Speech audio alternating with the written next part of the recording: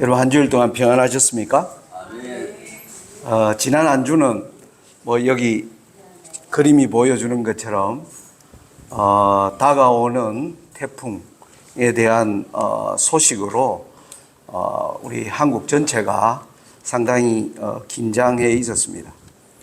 사람들이 평소에는 다 자기 생각대로 살다가 감당할 수 없는 어떤 재난이 오면 다 눈과 귀가 그것으로 쏠리게 됩니다. 마지막 세상도 이와 같은 일들로 지금 수많은 사람들이 하나님 나라에 관한 관심과 들려오는 소식에 귀를 막고 있지만은 그들이 온 마음을 기울여서 그 소식에 귀를 기울이게 될 때가 올 것을 보여주는 바로 사건이 하나님께서 이런 재난을 통해서 우리에게 보여주시는 것이 아닌가 생각합니다.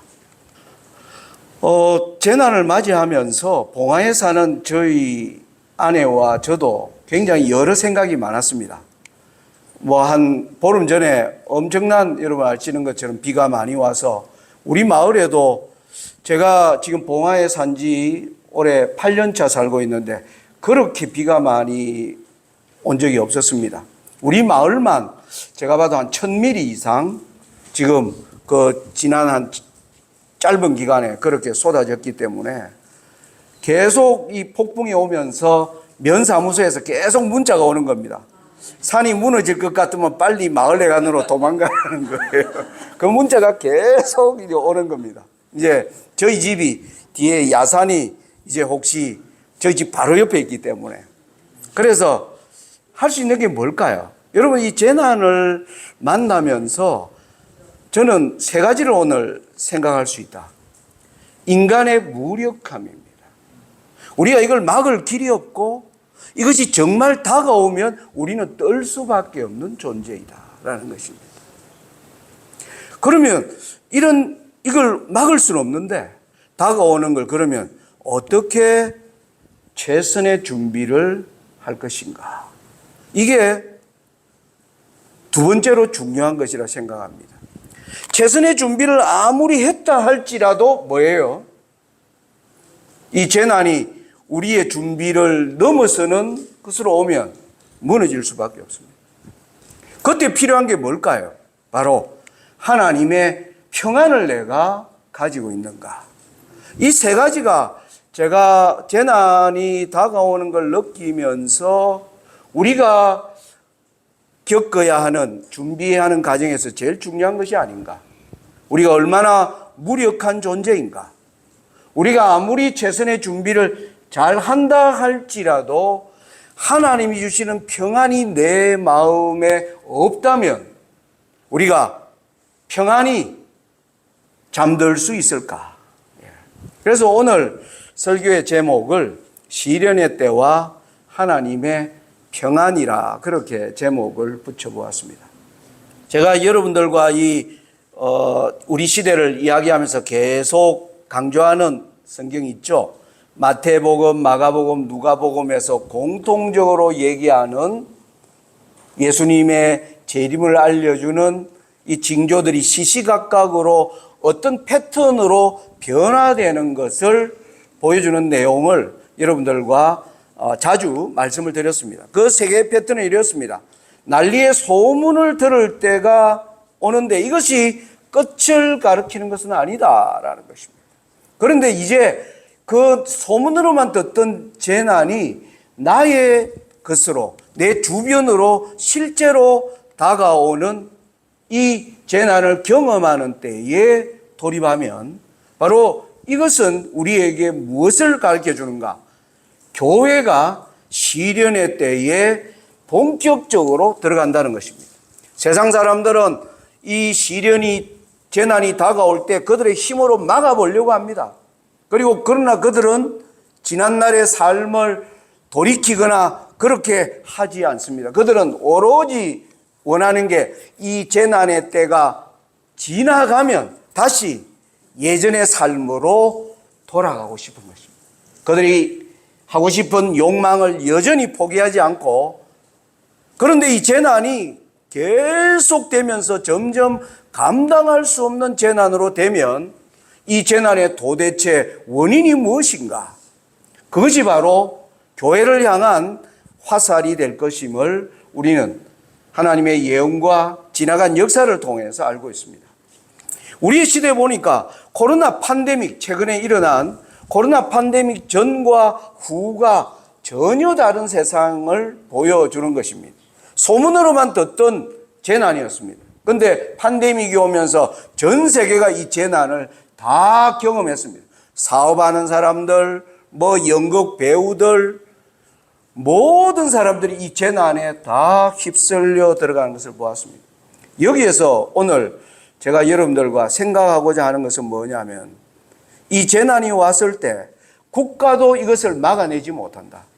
인간의 어떤 기술, 인간의 어떤 수많은 자랑하는 과학, 이 모든 것도 이 앞에는 무력하다는 것을 우리가 지금 코로나를 통해서, 지금 일어나는 각종 재난을 통해서 하나님이 우리에게 보여주고 있습니다. 자, 그러면 오늘 저는 여러분들과 최선의 준비를 어떻게 할 것인가? 하나님이 이 무력한 가운데 오는 이 시련의 때에 하나님은 우리에게 어떻게 준비하라고 하시는가? 이걸 우리가 제대로 배우는 것이 중요한 것입니다. 이 최선의 준비가 바로 하나님의 평안과 어떻게 연결되는가 하는 것을 좀 오늘 말씀드리고자 합니다. 여러분, 우리가 사단이 지금 가장 고민하는 것이 그것입니다. 그는 하늘에서 쫓겨났고, 그리고 이 땅에서도 이 지배권을 갖고 활동하다가 십자가에서 예수님이 하여 처절한 패배를 당했습니다. 그런데 예수님께서 예수님의 십자가를 통하여 마지막에 승리한 무리들을 하나님이 14만 4천이라고 하는 큰 무리를 하나님께서 반드시 일으키시겠다는 그 약속 앞에서 이것을 대항하는 것이 사단의 지금 최후의 고민입니다. 하나님을 대항하는 사단의 최후 전략은 무엇인가를 우리가 알면 바로 우리가 최선의 준비를 어떻게 해야 되는가도 우리가 알 수가 있겠다는 것입니다. 자, 여러분, 우리 제7일 안식일 예수 재림교회는 이 세상의 마지막 종말에 대하여 세상의 성도들의 모습을 설명하는 한 성경절을 대표적으로 꼽는 성경절이 있습니다. 여러분, 뭐라고 생각하세요? 하나님을 두려워하며 그에게 영광을 돌리라. 예, 그것은 하늘에서 들려오는 기별입니다. 세상의 모습을 보여주는, 하나님의 백성들의 모습을 보여주는 장면은 마태복음 25장 5절로 7절의 말씀으로 대신할 수 있습니다. 여러분들이 한 절 읽고 제가 한 절 읽고 그렇게 해보겠습니다. 5절 읽으시기 바랍니다. 시작. 밤중에 소리가 나되 보라 신랑이로다 맞으러 나오라 하매. 예.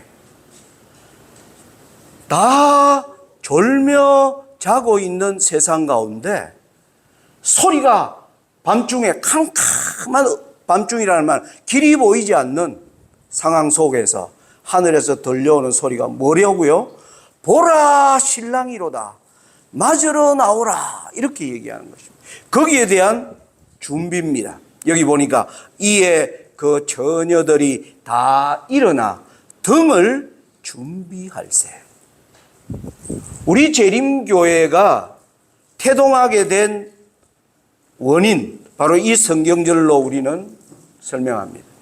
그리고 이 성경절은 재난의 때를 살아가는 하나님의 백성들이 어떠한 준비를 해야 되는가를 아주 압축적으로 잘 설명합니다. 이 준비를 어떻게 하느냐에 두 무리로, 하나님을 믿는 백성들 가운데서는 두 무리로 갈라질 것을 이야기합니다. 슬기로운 처녀와 미련한 처녀. 야, 여러분, 그런데 여기서 한 가지 우리가 이 내용을 보면서 생각해야 될 게 있습니다. 왜 예수님의 재림이 가까워지는 이 시련의 때를 향하여 성경은 보라 신랑이로다라고 얘기하는가 하는 것입니다. 여러분, 신랑을 만나러 가는 게 시련과 재난의 때입니까? 잔치 때입니까? 이건 잔치입니다. 신랑이 멋지게 준비되었다. 여러분, 카톡으로 여러분 청첩장을 받지 않습니까? 거기 보면 신랑과 신부가 다정한 모습으로 이렇게 사랑의 눈길을 보내는 사진. 제가 9월 3일 날 한 지인이 지금 결혼한다고 지난주에 카톡으로 청첩장을 보내온 걸 어제 제가 봤습니다. 둘이가 아주 사랑스러운 모습으로요, 쳐다보고 있는 모습. 그런데 이것은 굉장히 시련과 재난과는 좀 뭔가 분위기가 맞지 않는 것입니다. 그런데 하나님이 이 재난과 시련의 때를 기다리는 이 교회를 향하여 하나님께서 주시는 메시지는 보라 신랑이로다, 맞으러 나오라, 그렇게 말한다는 것입니다. 이게 무슨 의미일까요? 여러분, 보라 신랑이로다라는 말을 우리는 뭘 생각합니까? 결혼식을 생각합니다. 신랑이 있고 신부가 있고 거기에 드디어 손님들이 오면 드디어 결혼식이 이루어지는 것입니다. 여러분, 하나님께서 기독교는 뭐로 설명하느냐면 혼인으로 설명하는 게 기독교입니다. 여러분 보세요. 하나님이 아담과 하와를 창조하고 나서 그들을 가정을 이루게 했습니다. 여러분, 이 가정관계가 혼인관계에서 이루어지는 것입니다. 또 하나의 혼인으로 이루어지는 것이 어디입니까? 바로 교회입니다. 교회는 신랑이신 예수 그리스도, 우리는 그의 신부로서 준비되도록 얘기하시는 것입니다. 왜 하나님께서 재림의 때를 알려주는 시련과 재난의 시대를 향하여 준비하는 그 메시지로 보라 신랑이로다, 그렇게 하나님께서 외치시는가 하는 것입니다. 여러분, 오늘 우리가 어디에 우리의 모든 최선의 준비를 해야 되는가에 대한 아주 힌트가 이 가운데 있는 것입니다. 혼인관계를 깨는 것입니다. 사단의 목적은. 하나님은 결국 예수님이 이 땅에 오신 것도 뭐 하는 겁니까? 신이신 예수님이 인성이 되셨습니다. 여러분, 혼인이 뭡니까? 남자와 여자가 전혀 다른 두 사람이 뭐 하는 겁니까? 만나는 것입니다. 그것이 혼인입니다. 그래서 가정을 이룹니다. 교회는요, 예수님이라고 하는 하나님과 죄 많은 인간이 뭐 하는 겁니까? 그리스도의 놀라우신 희생으로 만나는 장소입니다. 그래서 혼인으로 맺어진 두 개의 하나님이 만든 제도가 뭐냐면 가정제도와 교회라고 하는 제도입니다. 사단이 이걸 공격하는 것이 바로 사단의 지금 목적입니다. 하나님을 대항하는 사단의 최후 전략 가운데 가장 사단의 목표가 뭐냐면 혼인관계를 깨는 것입니다. 그것이 바로 가정을 깨는 것이고 교회를 분열시킬 것입니다. 여러분, 오늘날 세상에 일어나는 많은 범죄들이 다 어디에서 기인되어 있습니까? 파괴된 가정에서 기인되어 있습니다. 오늘날 세상에 범람하는 동성연애, 그리고 뭐 이상한 젠더, 이런 것으로 변화된 남자가 여자로, 여자가 남자로 되는 이런 혼란한 세상을 우리가 보는 것입니다. 엄마들이 아기들을 많은 겁니까? 그냥 버리고 죽이고 혼인관계가 끼어졌기 때문입니다. 여러분, 코로나가 오면서 가장 타격을 많이 받은 것이 교회입니다. 코로나 때요, 많은 대구의 교회는 현수막을 걸었습니다. 제가 그 사진을 실으려는데 못 찾았어요. 그때 사진을 봤는데. 그때 대구에 있는 수많은 교회, 큰 교회들이 큰 현수막을 걸어, 교회가 죄송합니다. 이렇게. 왜 그랬습니까? 그 당시 신천지라고 하는 교회에 교인들이 집단적으로 뭐 했습니까? 코로나를 막 이렇게 퍼뜨렸다는 게 뉴스로 막 퍼져나가자 교회가 사람들에게, 안 그래도 세상 사람들이 교회를 보는 시선이 어땠습니까? 좋지 않았는데 교회에 대하여 손가락질하기 시작하고 교회가 조롱받게 되었습니다. 오늘날 많은 사람들이 코로나 이후로 교회를 안 나옵니다. 여러분, 이 가정과 교회, 이게 뭐냐면 혼인관계로 이루어져 있는 것입니다. 이걸 파괴하는 것이 사단의 목표입니다. 그래서 오늘날 세상에서 이 모든 원인에서 우리가 지키고 세워야 되는 것이 뭐냐면 가정과 교회입니다. 여러분, 이게 왜냐하면요, 가정을 세우는데 가장 큰 문제가 뭡니까? 제가 제 아내와 결혼할 때요, 저는 제가 좀 장가가기, 제가 24살 군대 제대 나왔을 쯤에 제 장래에 대해서 고민하면서 내가 장가를 갈 수 있을 것인가, 그 고민이 제게 컸었어요. 그 이유가 크게 두 가지였습니다. 하나는 뭐냐면, 우리 집이, 어머니가 일찍 돌아가시고 아버지가 4번 결혼을 했습니다. 아주 복잡합니다. 거기다가 배다른 동생들이 있어요.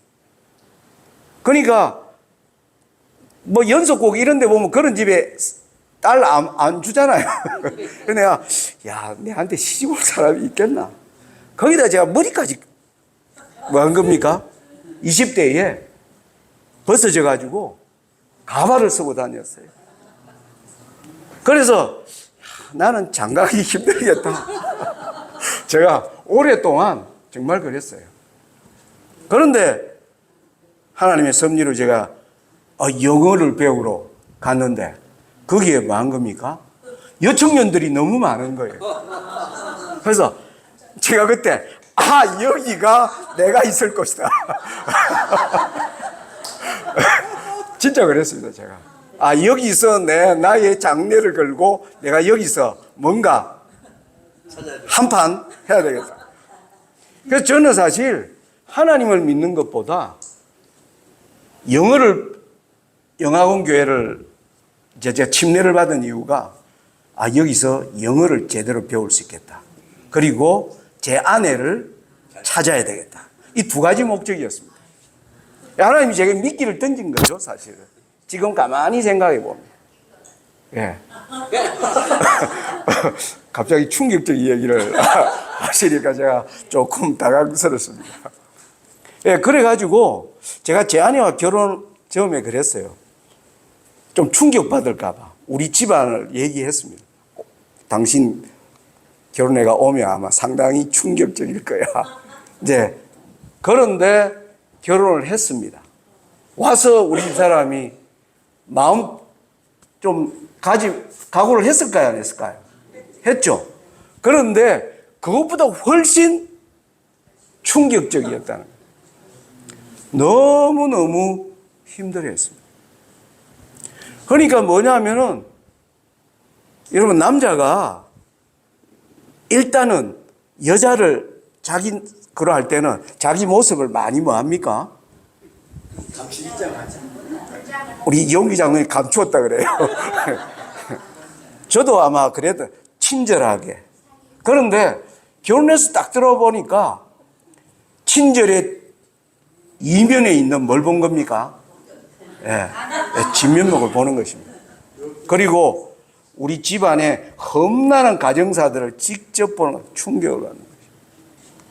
그런데 제가 올해 3월 달에 우리 집사람과 결혼 40주년을 보냈습니다. 우리 아들이 집에서 이제 간단한 이제 식사를 하면서 제가 40년 이제 가면서 그때 생각한 게 그였어요. 참 아내에게 감사하다. 제가 지난번 한번 얘기해 드렸을 겁니다. 저와 전혀 다른 것이었는데, 전혀 다른, 지금까지 살아본 사람과는 전혀 다른 성질의 사람을 만난 것입니다. 그런데 우리 아내가 정말 잘한 게 뭐냐면은, 저와 싸우지 않고 누구와 싸운 겁니까? 네, 하나님과 싸운 것입니다. 하나님, 왜 저런 남자를 제게 주셔서, 저한테는요 그런 얘기 한 번도 안 했어요. 저한테는 내가 왜 당신 같은 인간을 만났는지 그런 얘기 저한테 한 번도 안 했습니다. 그런데 하나님 앞에는 그런 얘기를 했다 그래요. 왜 저런 남자를 만나게 해서 저를 여기까지 이끌었는가. 이게 여러분 가정을 지키는 아주 탁월한 방법입니다. 하나님께 뭐 하는 거예요? 말하는 거. 제가 전에도 말씀드렸지만, 제가 그래서 많은 사람이 저를 착한 사람으로 알아요. 제 아내가 저의 여러 단점들을 다니면서 이야기하지 않습니다. 여러분, 교회의 예수님과의 혼인관계로 이루어지는 교회라는 공동체를요, 오늘 여러분 에베소서 제목이 뭐였습니까? 오늘 가정공과 제목이 그리스도 안에서 하나로 연합함. 교회를 하나로 연합하는, 이것은 뭐냐면 예수님과의 혼인관계를 뭐 하는 겁니까? 교회가 지속시키는 것입니다. 그것은 바로 뭡니까? 각 교인들이 하나님과 싸울 줄 알아야 되는 것입니다. 내 뜻과 내 성질과 맞지 않는 그 교인과 뭐 하지 않고 싸우지 않고 하나님과 싸워야 하는 것입니다. 하나님께 가서 한탄하고 하나님께 가서 눈물로 호소하고, 그 사람에 대해서는 뭐 하는 겁니까? 침묵하는 것입니다. 하나님이 서로 사랑하라. 사랑이 됩니까? 그런데 하나님의 이 말씀 앞에서 투쟁한 사람들이 있습니다. 여러분, 우리가 여기 이 한 여인 누구의 그림일까요? 예수님의 어머니요. 예수님의 어머니 이래 늙었습니까? 예, 아주 할머니인데요. 예, 아브라함의 아내 사라의 90살의 모습을 상상하며 그린 그림입니다. 이 사라가 가정과 공동체를 어떻게 지켰는가를 보게 됩니다. 남편을 따라 뭐 했습니까? 우르를 나와 먼 가나안 땅으로 들어왔습니다. 그런데 하나님께서 그를 이상하게 자식을 주시지 않고 아브라함은 하갈을 얻어서 하갈이 자기의 자리를 차지하려고 하는, 그럴 때마다 그 자리를 지켜온 여인이었습니다. 여러분, 사라가 하갈을 많이 이렇게 질투하고 꼬집은 여인으로 생각하는데 그런 뜻이 아닙니다. 성경에 그 얘기가 한번 이 사라가 하갈을 냅니다. 하갈이 사라의 자리를 뭐예요? 넘볼 때마다 자신의 자리를 뭐하기 위하여, 지키기 위하여 사라가 하나님이 주시는 그 길들을 어떻게 걸어갔는가 하는 것입니다. 그리고 이 아브라함의 집안에는 여러분 여러 식구들이 수많이 살고 있었던 엄청난 공동체를 이루고 있었습니다. 여러분, 조카 롯이 잡혀갔을 때 아브라함이 집에서 기른 장정만 318명, 수많은 공동체의 어머니였습니다. 그가 자신의 처지를 누구에게 얘기했겠습니까? 성경에는 아브라함에게 원망하는 모습이 한 번도 기록되어 있지 않습니다. 하나님께 말하는 것입니다. 그런데 드디어 때가 온 것입니다. 어느 날 남편이, 여보, 저 앞에 내가 길에서 세 사람이 지나간 그 분을 우리 집에 모셨는데 당신이 음식을 좀 준비하고 그래요. 아브라함과 사라가 이 낯선 나그네를 대접하기 위하여 준비하는 장면이 창세기 18장에 나옵니다. 사라가요, 음식을 가지고 쭉 가는데 소리가 들렸습니다. 너 안에 사례가 어디 있느냐? 사례가 깜짝 놀라요. 자기의 이름을 알고 있는 것입니다. 자기의 이름을 알고 있는 분이 지금 남편에게 와 있다는 생각을 사례가 하게 됩니다. 그러면서 너 아내 사례에게 내년에 아들이 있으리라. 놀라운 말이 들어요. 그가 순간적으로 뭐 했어요? 웃었어요. 저 사람이 내가 어떤 형편에 있는지 알기나 하고 저런 얘기를 할까? 그런데 뭡니까? 너 아내가 왜 웃느냐? 그렇게. 자신의 모든 것을 뭐예요? 알고 계신 한 분이 계심을 알게 됩니다. 하나님이 드디어 찾아오신 것입니다. 여러분, 갈라디아서에는 사라를 뭐라고 얘기합니까? 하늘의 예루살렘으로 비유할 때 사라의 이름이 등장합니다. 이렇게 얘기해요. 오직 위에 있는 예루살렘은 자유자니 곧 우리 어머니라. 사라는 교회라고 하는 공동체의 아주 모델적인 어머니로 갈라디아서가 우리에게 얘기합니다. 자신의 가정과 그 공동체를 지키기 위하여 어떠한 모습으로 살아갔는가를 보여주는 것입니다. 또한 여인을 만납니다. 여러분, 이 여인은 누구 같나요? 예, 한나입니다. 사무엘의 어머니입니다. 여러분, 이 한나는 어떤 시대에 살았느냐면 사사 시대에 살고 있었습니다. 사사 시대에 하나님의 법도가 교회에서 무너지고 수많은 범죄들이 교회 안에서도 횡행하게 될 때 자신의 삶 또한 아주 힘들게 살아가고 있었습니다. 경건하다고 하는 남편이 뭐 하는 겁니까? 자기가 애를 못 낳는다고 처벌을 얻어서 이제 아들을 대를 이어가는 그 가운데서 한나는 자신의 이 모든 문제를 누구에게 이야기합니까? 하나님께 이야기하는 것입니다. 이 한나는 가정을 살렸고요. 그리고 사사시대에 무너져가는 교회를 살립니다. 누구를 키웁니까? 사무엘을 키웁니다. 사무엘이 마지막 사사입니다. 마지막 사사입니다. 흩어졌던 백성들의 마음을 하나님의 거룩한 율법으로 바로 인도하는 일이 바로 하나님께서 주신 이 가정과 교회라고 하는 공동체를 어떻게 세우는가가 지금 이 시대에 우리에게 필요되는 가장 최선의 준비라고 하는 사실입니다. 여러분, 오늘날 세상에는 수많은 교회들이 있습니다. 여러분, 여기 보면 맨 위쪽에 이게 힌두교가 자랑하는 신들이 모인 신전이라고 얘기합니다. 거기 가면 수많은 신들의 이야기를 합니다. 밑에 있는 그림은 바로 한국의 불교 법당을 가면 거기에 신의 앞에 경배하는 모습, 그리고 여러분 오른편에 이슬람 알라 신 앞에 수만 명의 사람들이 움집하여 이제 경배하는 장면들을 그들은 자랑합니다.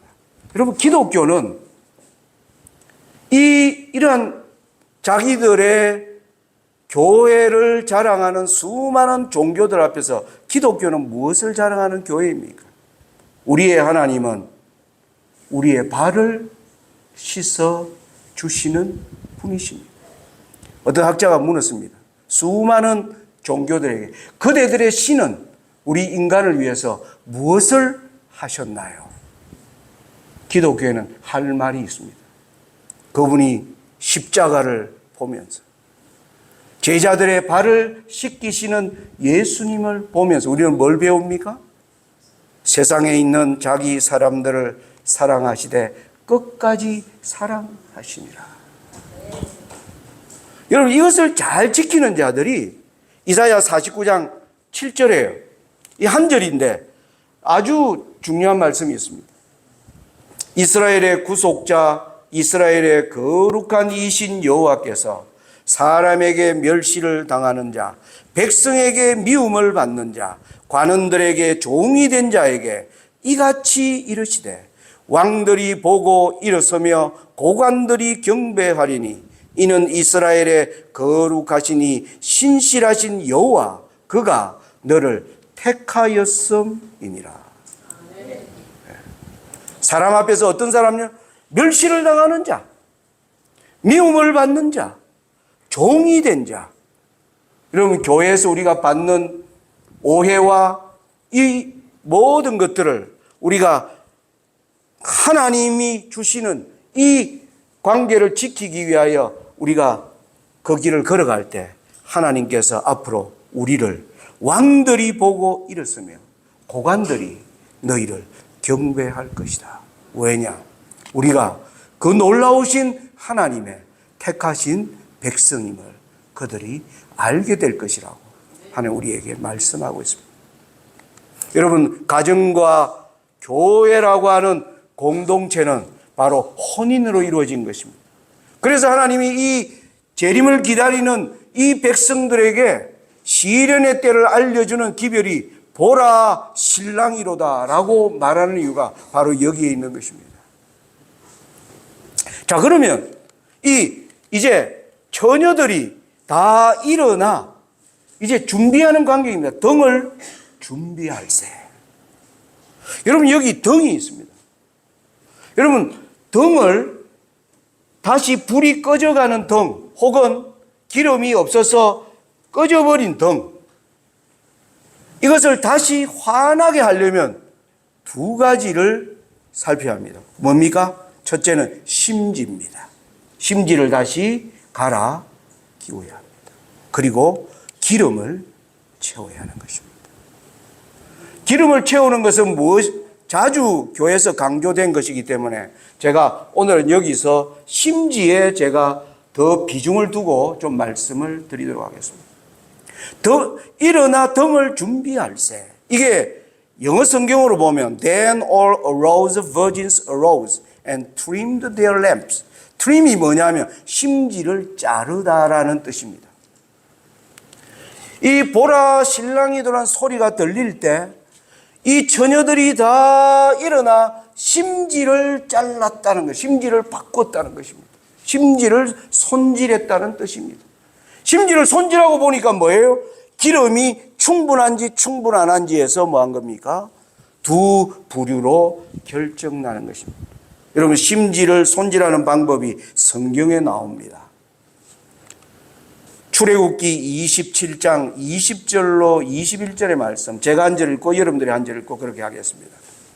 너는 또 이스라엘 자손에게 명령하여 감나무로 짠 순수한 기름을 등불을 위하여 너게로 가져오게 하고 끊이지 않게 등불을 켜되 아론과 그의 아들들로 회막한 증거계와 회장 밖에서 저녁부터 아침까지 항상 너와 함께 그 등불을 사사지게 하라. 예, 등을 어떻게 관리하는가를 하나님이 얘기하십니다. 레위기 23장 3절로 4절도 그렇게 읽어보겠습니다. 아론은 회막과 정교계 휘장 밖에서 저녁부터 아침까지 여호와 앞에 항상 등잔불을 정리할지니 이는 너희 대대로 지킬 영원한 규례라. 그는 여호와 앞에서 숭배한 등잔대 위의 등잔들을 항상 정리할지니라. 예, 하나님의 등을 잘 어떻게 관리하는 이 지침까지 하나님이 주십니다. 그러면서요, 출애굽기 25장 37절 38절에는 관리하기 위해서 기구를 만드는 내용이 나옵니다. 또 그렇게 읽겠습니다. 등잔 7을 만들어 그 위에 두어 앞을 비추게 하며 그 불지키라 불도 불도 정금으로 만들지니. 예, 여러분, 7 등잔도요 금으로 만드는데 거기에 불집게와 불똥 그릇도 정금으로 만들어요. 심지를 뭐 하는 겁니까? 잘라내는 것. 불똥을 제거해야 불이 활활 피어오르는 것입니다. 열처녀들이 보라 신랑이로다 할 때 일어나 등을 준비했다는 말은 그들의 꺼져가는 등불 혹은 꺼져 있는 등불, 그것들을 뭐 하는 겁니까? 정리하는 것입니다. 저는 이렇게 설명하고 싶어요. 일어나 등을 준비하는 일은 등잔의 빛이 더욱 환하게 되도록 저와 여러분 각자의 신앙의 심지를 손질하라는 것입니다. 우리의 마음의 심지, 내가 하나님을 향한 나의 마음이 어떠한 상태에 있는가를 점검하라는 것입니다. 여러분, 신앙의 심지를 손질하는 것은 어떤 의미일까? 저 하나의 이야기를 들어보겠습니다. 여러분, 이 그림은 다윗의 보좌를 어떤 화가가 이제 상상하며 그린 그림입니다. 여러분, 다윗이 왕위에 올랐을 때 사단이 이 다윗을 타락시키기 위하여 사단이 끊임없이 다윗을 유혹했을 것입니다. 다윗의 마음 속에 가장 큰 유혹이 뭘까요? 그 당시 주변에 수많은 왕들이 있었습니다. 그렇지 않습니까? 그죠? 다른 민족과 나라들 가운데 왕들이. 그 나라들은요, 왕에 대하여 이렇게 가리키면 왕은 하나님이다. 이 말은 무슨 뜻입니까? 왕은 마음대로 할 수 있다. 그는 권력을 가지고 있기 때문에. 그런데 다윗은 그렇게 생각하지 않았습니다. 다윗은 어떤 사람? 하나님이 왕이시다.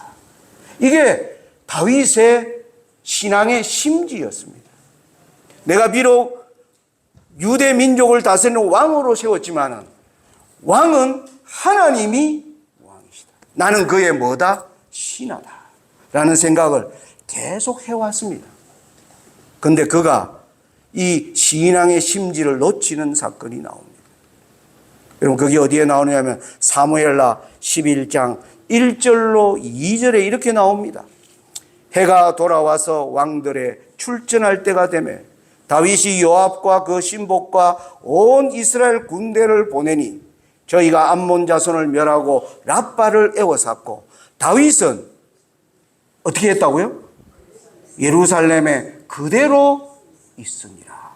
여러분, 사무엘하 11장 1절에 뭐냐 하면 신하들이 뭐 한 겁니까? 이방 나라 우상을 섬기는 이스라엘을 틈만 나면 괴롭히려고 하는 그 나라를 정복하도록, 하나님이 가나안 땅을 정복하도록 계속 명령을 내렸습니다.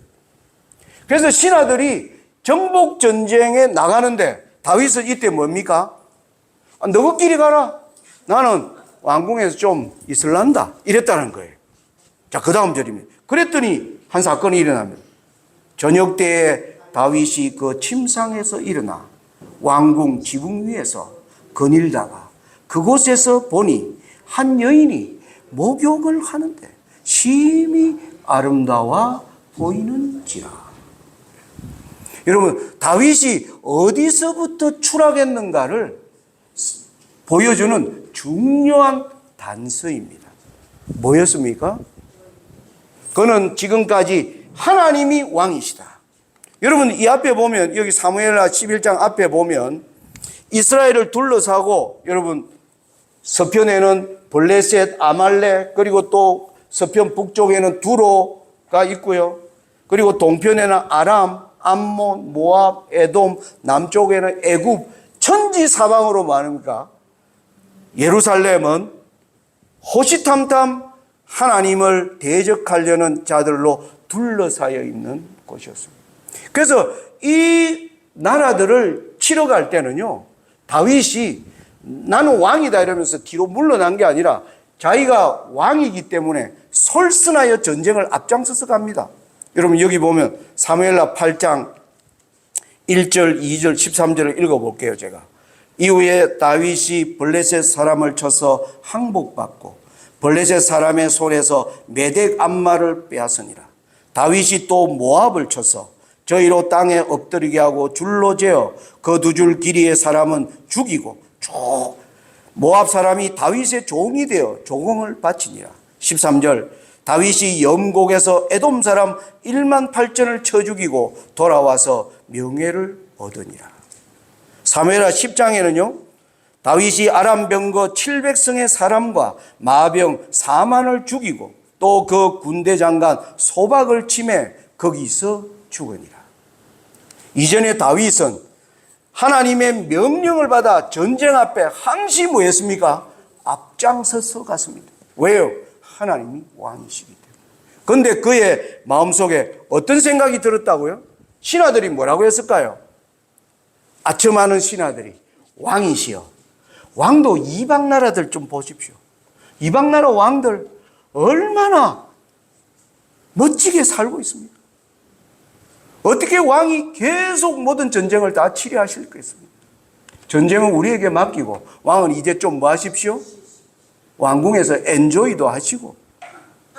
다윗이 여기에 무너진 것입니다. 하나님이 왕이시다라는 이 심지가 뭐 했을 때요? 무너졌을 때. 그 뒤에 여러분, 다윗이 마치 사단에게 코가 깨인 것처럼 멸망의 길로 달려가는 거 여러분 알고 계십니다. 여러분, 이게 신앙의 심지를 우리가 지킨다는 것이 무슨 뜻인가 하는 것입니다. 다윗이 그 이후에 다윗의 회개는 바로 이것에 대한 자신의 신앙의 심지가 무너진 것에 대한 깊은 회개였습니다. 신앙의 심지를 다시 갈아 끼우는 것입니다. 이것이 하나님이 기뻐 받으시는 회개입니다.